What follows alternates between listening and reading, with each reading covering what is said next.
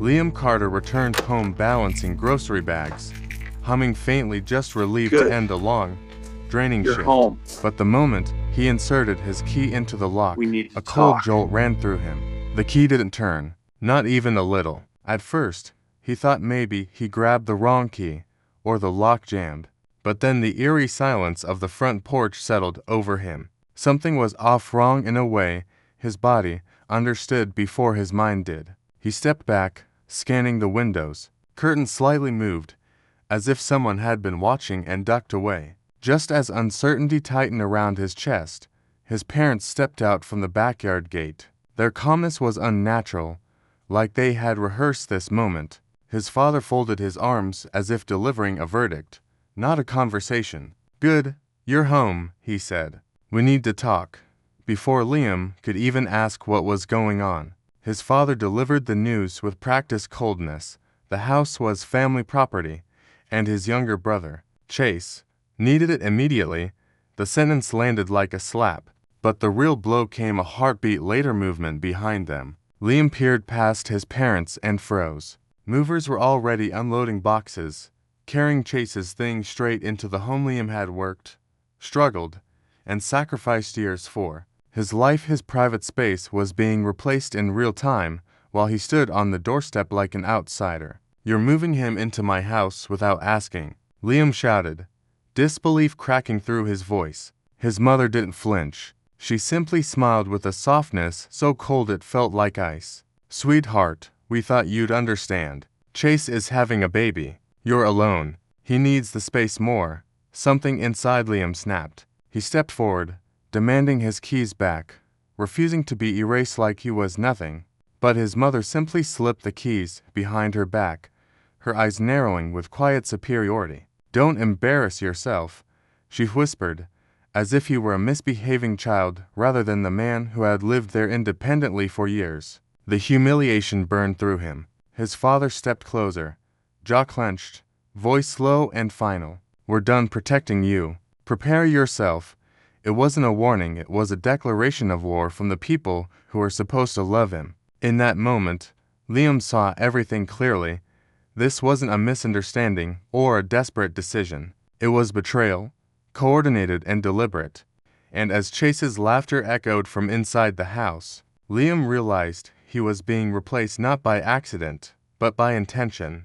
Growing up, the difference between Chase and Liam was so sharp it felt like two different families existed under one roof. Chase was the golden boy, the son who could do no wrong. Birthdays meant expensive gadgets, custom-made cakes, and relatives showering him with praise as their mother boasted about his potential. He had private coaches, tutors, new clothes every season, and a room filled with trophies he barely earned. Meanwhile, Liam lived in the shadows of those celebrations, handed chores instead of gifts. When he asked for help, he was told, "You're strong. You don't need help."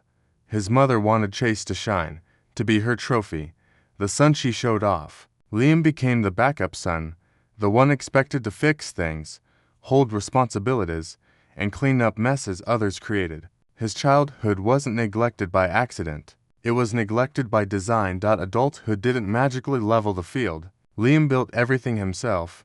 Every bill, every job, every setback survived without a single hand extended to help him. The house he bought wasn't just a place to live. It was the first thing in his life that wasn't second-hand, borrowed, or ignored. It was proof he could stand on his own, proof that hard work mattered even when love didn't.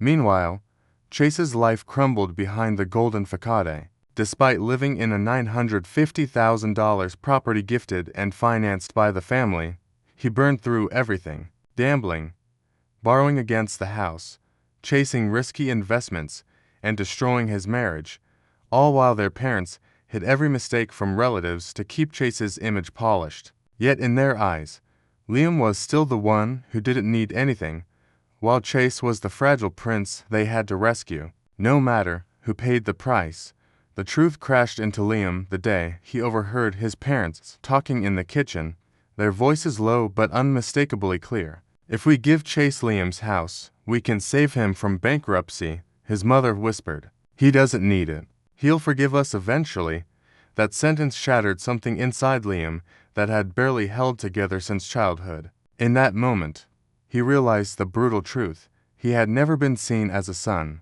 not a real one. He was a resource, a safety net, a tool to fix the golden boy's failures. All the years of silence, the dismissed achievements, the lack of affection, it clicked into place like a puzzle he never wanted to solve. His worth to them wasn't his heart, his loyalty, or his sacrifice. It was his usefulness. And that realization was more painful than any betrayal that could follow. The next morning, Liam's parents returned not with apologies, but with paperwork. They sat across from him at the dining table as if hosting a formal negotiation. His father slid a stapled packet forward, clearing his throat with the arrogance of someone who believed they had already won. "This is the family agreement," he said. "You verbally promised to gift the house to Chase." Liam felt the words punch him in the ribs. "I never said that." But the lies didn't stop there. He soon learned they had been secretly accessing his mail for months, taking copies of his mortgage documents, and even attempting to transfer utilities into Chase's name while he still lived there. They had planned this betrayal long before the confrontation, building a false narrative so relatives would believe he was the selfish one. It wasn't confusion. It wasn't desperation. It was premeditated theft, wrapped in family language. Just when Liam thought the situation couldn't become more humiliating, his parents escalated things. They returned again, this time with relatives. His aunt, uncle, and even his grandmother sat in a semicircle like a jury. The guilt-tripping began immediately. "If you don't give the house," his aunt said, eyes narrowed with judgment, "Chase's child might be born homeless." His grandmother scolded him with shaking disappointment. "How can you be so heartless?" Liam stood frozen, realizing the truth. Everyone had been fed lies about him. Chase leaned back casually, smirking, enjoying the performance. "Come on, man," he said with a mocking shrug. "You know I deserve this more." The room erupted in murmurs of agreement. Liam felt something inside him crack. For the first time in his life, he saw the full machinery of manipulation, generations trained to prioritize Chase, ready to sacrifice him without blinking. Shaking, Liam finally contacted an attorney. After reviewing the documents, the lawyer leaned back with a stunned expression. "They're not just guilt-tripping you," he said. "They're trying to steal your home on paper." But the real explosion came moments later. While digging through files, Liam uncovered something buried deep, a hidden detail his parents never expected him to find. Years ago, they used his social security number to co-sign Chase's loans. Loans he never knew existed. Loans that were now in default. His identity had been used without his consent, tying him legally to Chase's financial disasters. His future credit, stability, everything he had built was now in danger because of decisions made behind his back. In that moment, the fight changed. This wasn't about a house anymore. This was about survival. This betrayal struck deeper than childhood neglect. It threatened his entire adult life. The pressure escalated faster than Liam could comprehend. His parents went nuclear, spreading rumors across the family tree and neighborhood that he was mentally unstable, dangerous, and unpredictable. Chase added gasoline to the fire by posting online that Liam had attacked him, complete fiction, crafted to paint himself as the victim. Within hours, the lie spread everywhere. The situation exploded when police cars pulled up in front of Liam's home. Chase stood behind the officers, fake trembling, claiming Liam had threatened him. Liam's hands shook, but his voice stayed steady. His first glimpse of the strength trauma had been forging in silence. Before things spiraled, Maya Pierce, his quiet neighbor, stepped forward with her phone held high. She showed the officers security camera footage proving Liam hadn't attacked anyone. The police apologized and left. Liam's parents glared at Maya as if she had betrayed their family conspiracy. That night, Liam sat in his car with the engine off. Darkness wrapped around him like a suffocating blanket. He didn't cry because he was weak. He cried because he finally understood the truth he had avoided his entire life. "They never loved me, not once," he whispered into the silence. The weight of that realization crushed him harder than any accusation. any betrayal.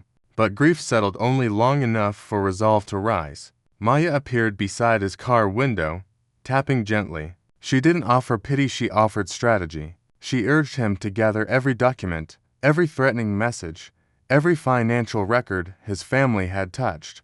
Together, they pieced together patterns of manipulation he had been too wounded to see. The worst came when they uncovered that Chase, with their parents' help, had hacked into Liam's credit, opening multiple credit cards under his name. It wasn't family conflict anymore, it was identity theft.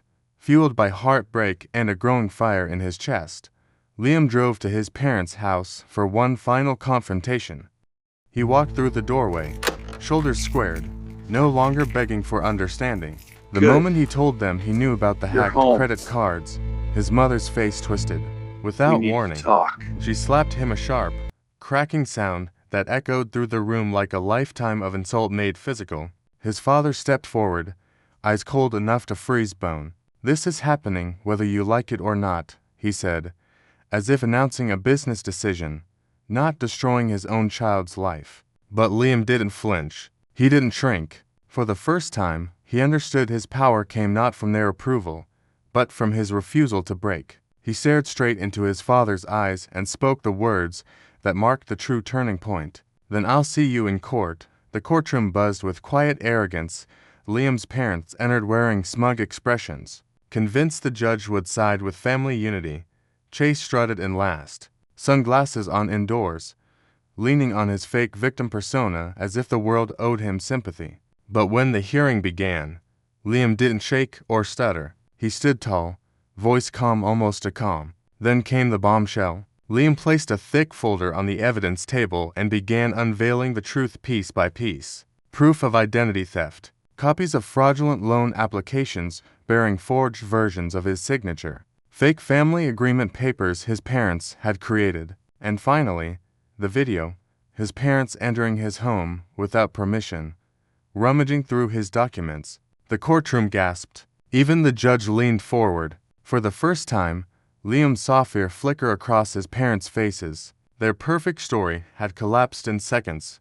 Just when everyone thought the worst had already been revealed, Liam dropped the next bombshell: bank records. His voice didn't rise. It didn't need to. "This was my college fund," he said, lifting a folder. "You told me it disappeared in the stock market." The judge nodded, expecting typical financial mismanagement until Liam turned the page. "But you didn't lose it.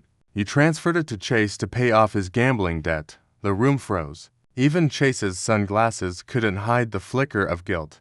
But the true knockout punch came next. A realtor testified that Liam's parents had tried to list Liam's house for sale without him knowing. His parents began unraveling in front of everyone, his mother shouting about family betrayal, his father insisting it was for Chase's future. The judge's stern command silenced them instantly. Their excuses only dug them deeper into the grave they had built. The judge's ruling struck like a hammer of fate. Liam was the sole rightful owner of the property. His parents had committed multiple acts of fraud. Chase's financial crimes were being forwarded for investigation. And finally, Liam received a restraining order against all three. The courtroom erupted, but the real explosion happened in the hallway. Chase punched a wall so hard the sound echoed, shouting, "Why didn't you fix this? You always fix everything." His parents broke down, collapsing under the weight of their own choices. Then came the final twist. His mother stepped toward him, trembling with rage and desperation. "Liam, if you walk away now, you're no longer our son." Liam didn't hesitate, didn't flinch. He simply met her eyes with the strength he'd waited his whole life to claim. "I stopped being your son," he said quietly, "when you decided I was replaceable." In the weeks after the court ruling, Liam did something he had never done before. He cut every single tie to the people who once controlled his life. He changed his phone number, blocked every relative, and replaced the locks on his doors with new, heavy ones that clicked with a satisfying finality. For the first time in 28 years, silence wasn't loneliness, it was freedom. He finally had a home that was his, untouched, uninvaded, unclaimed. Therapy followed, not as a dramatic transformation, but as slow, steady unraveling of decades of emotional knots. He learned to speak for himself, to grieve for the childhood he was denied, to unlearn guilt that was never his to carry. Maya remained nearby not as a forced love interest, but as a quiet, steady warmth, someone who knocked without entering, listened without judging, and reminded him gently that healing wasn't weakness. It was reclamation. Liam threw himself into rebuilding not just emotionally, but physically. He began renovating his home with his own hands. Every nail hammered into the wall felt like stitching a new piece of himself back together. He repainted the rooms, tore out what reminded him of the past, and rebuilt spaces that felt clean, safe, and truly his. The sound of drills and sanders became the background music of his rebirth. Maya often brought food or sat on the porch reading while he worked, offering companionship without expectation. But the transformation didn't end at home. Using his tech skills, Liam launched a small app he'd been developing in secret, a productivity tool built from his years of surviving chaos. Within weeks, the app went viral. Investors reached out. Interviews were requested. For the first time, Liam wasn't invisible. His work, his name, his ability stood on its own, unshadowed by family.